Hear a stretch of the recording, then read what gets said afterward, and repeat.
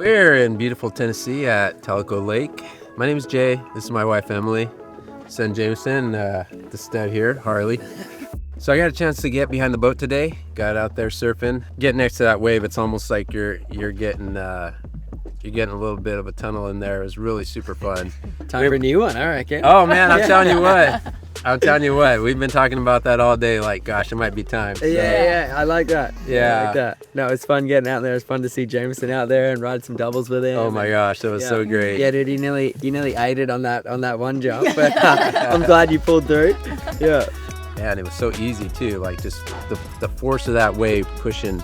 Super easy to work. I mean, switching from the right side to the left side, push of a button, and I mean, it was almost instantaneous. So super cool, super fun. The steepness, the pitch, everything of the wave was just absolutely perfect.